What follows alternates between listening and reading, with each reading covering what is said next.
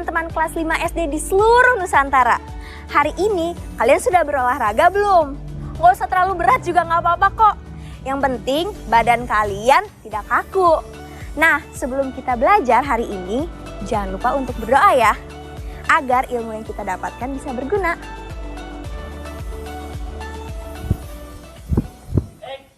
Teman-teman kelas 5, kalian pernah menyeberang dari satu pulau ke pulau lain kah? Kalau kalian pernah, kalian menggunakan alat transportasi apa sih untuk menyeberang pulau? Hari ini kita akan belajar tentang transportasi laut antar pulau yang sangat penting bagi sebagian besar masyarakat Indonesia. Karena apa, hayo?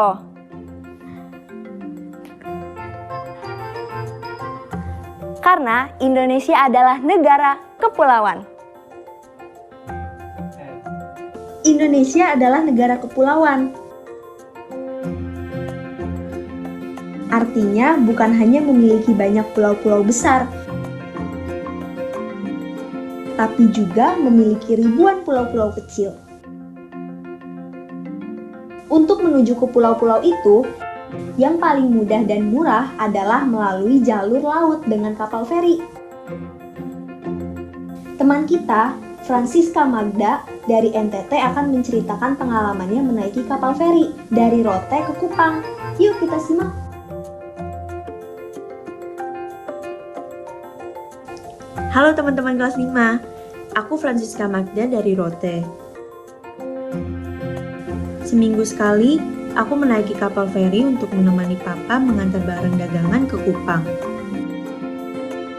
Untuk menjamin keamanan penumpang, kapal feri harus memenuhi standar keamanan yang sudah ditentukan. Sebagai alat transportasi umum, feri tidak hanya mengangkut penumpang, tapi juga barang. Jumlah penumpangnya antara 50 sampai 300 orang, tergantung besarnya kapal. Kapal feri adalah alat transportasi yang cukup terjangkau. Dan kami bisa membawa barang-barang dagangan kami dengan mudah. Itulah mengapa kapal feri sangat penting bagi kami yang tinggal di kepulauan.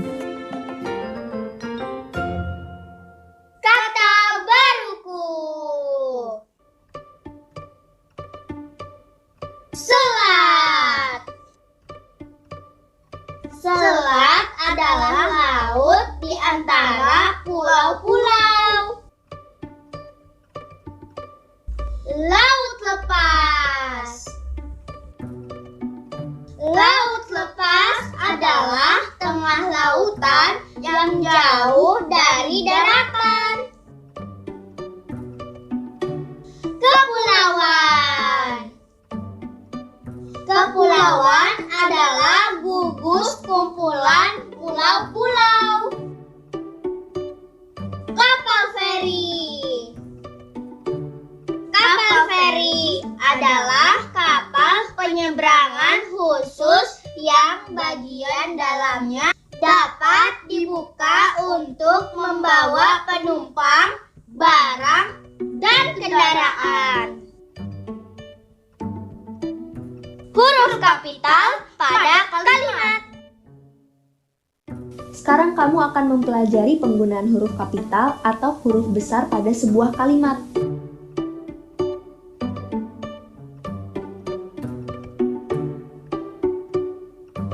Letak penggunaan pertama yang akan kita pelajari adalah penggunaan huruf kapital di awal kalimat. Perhatikan contoh. Feri digunakan untuk mengangkut penumpang dan barang.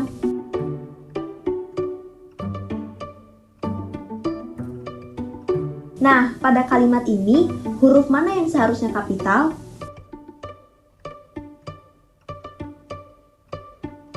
Betul, huruf F di awal kalimatlah yang menjadi huruf kapital di kalimat ini.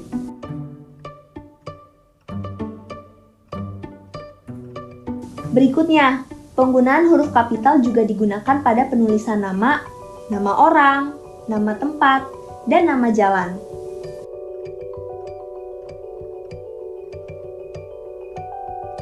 Perhatikan contoh kalimat, aku Aku berkenalan dengan Ruli saat naik kapal feri dari Labuan Bajo ke Pulau Komodo.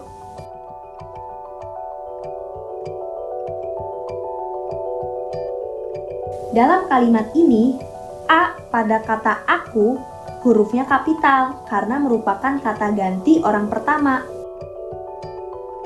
Lalu, huruf R pada kata Ruli karena menunjukkan nama orang.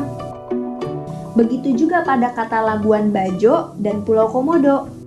Huruf depannya juga menggunakan huruf kapital karena keduanya merupakan nama tempat. Letak penggunaan huruf kapital yang terakhir adalah pada huruf pertama nama bangsa, suku bangsa, dan bahasa.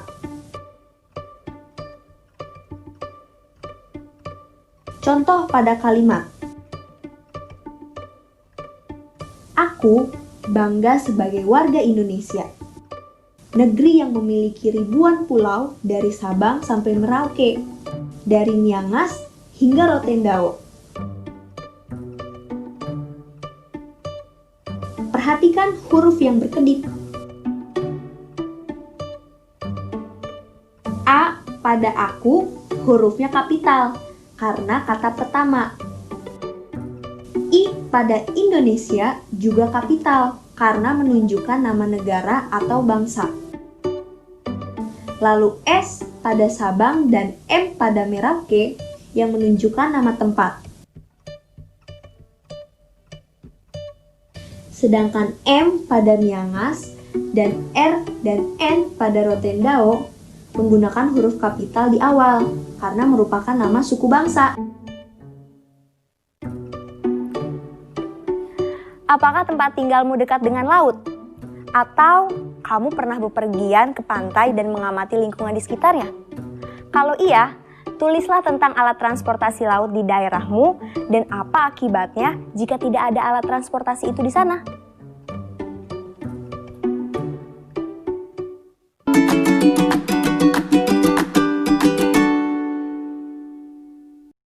Intuisi bilangan. Masih pada semangat kan belajarnya? Harus dong.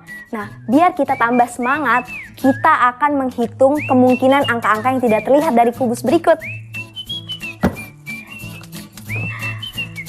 Nah, seperti pada episode sebelumnya, kita akan menemukan kemungkinan-kemungkinan angka-angka yang tidak terlihat ini. Jika pasangan angka yang dari sisi berlainan dijumlahkan, maka akan menghasilkan hasil yang sama.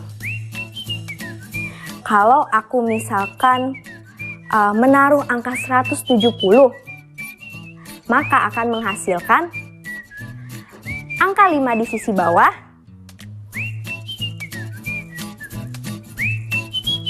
angka 38 di sisi belakang,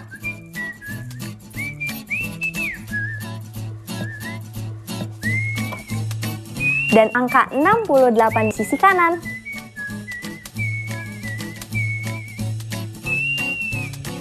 Bagaimana? Apakah jawaban kalian benar? Sebenarnya untuk hal ini jawaban kalian tidak harus sama kok dengan jawabanku. Tetapi ingat ya, angkanya jangan minus.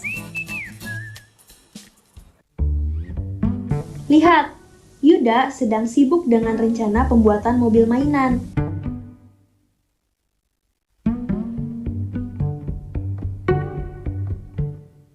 Dia ingin membuat bis mainan dari kardus bekas. Kalian bisa lihat, sisi kiri dan kanan bus memiliki ukuran dan bentuk sisi yang sama, yaitu persegi panjang.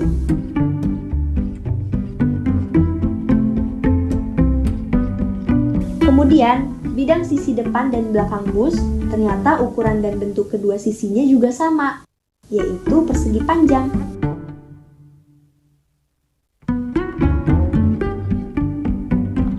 Selanjutnya, bidang sisi atas sisi bawah bus yang ukuran dan bentuknya juga sama, yaitu persegi panjang.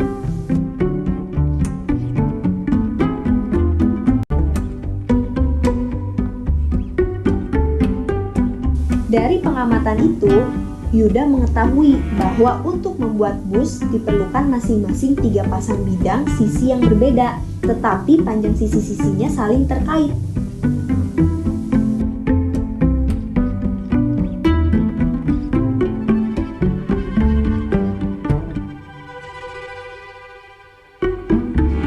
Ayo berlatih. Nah teman-teman, sekarang di hadapan Yuda sudah ada 2 jaring-jaring balok. Coba perhatikan. Dari 2 jaring-jaring balok ini, mana ya yang sekiranya bisa membentuk mainan bus?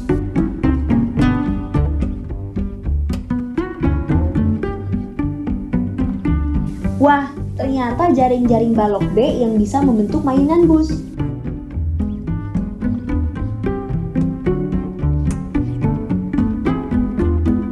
Ayo menemukan. Setelah kita membantu Yuda, sekarang saatnya kita menemukan hal yang serupa di sekitar kita. Coba kalian perhatikan lingkungan di sekitar kalian. Apakah kalian pernah menjumpai atau melihat alat transportasi yang menyerupai balok? Kalau ada, coba tuliskan di buku kalian 3 alat transportasi yang menyerupai balok dan berikan perkiraan berapa orang yang bisa naik ke dalamnya. Proyek kreatif minggu ini. Sekarang saatnya teman-teman melanjutkan proyek kreatif minggu ini. Masih ingat? Proyek kreatif minggu ini adalah membuat miniatur alat transportasi bersama keluarga yang mengandung unsur balok dan kubus. Tahapan yang pertama adalah buka rencana proyek yang sudah kamu tulis kemarin. Kemudian, kita periksa dan cocokkan kelengkapan bahan dan peralatan yang dibutuhkan untuk membuat miniatur kendaraan. Masukkan dalam tabel berikut, tuliskan bahan yang dibutuhkan, serta jumlah dan bentuknya. Misalnya, seperti ketika Yuda membuat miniatur bus, maka ia membutuhkan 2 potongan kardus sisi atas dan bawah berbentuk persegi panjang, dan seterusnya. Teman-teman pun bisa menggambarkan jaring-jaring dari miniatur kendaraan yang akan kalian buat. Selamat berkreasi! Refleksi. Akhirnya pembelajaran hari ini selesai juga. Tapi sebelum kita mengakhirinya, yuk kita mengulang pembelajaran hari ini sebagai refleksi. Apakah kalian masih ingat apa itu selat?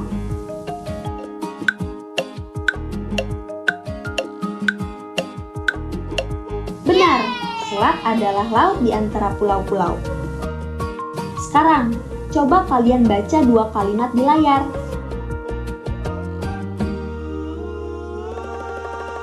Manakah yang seharusnya berhuruf kapital?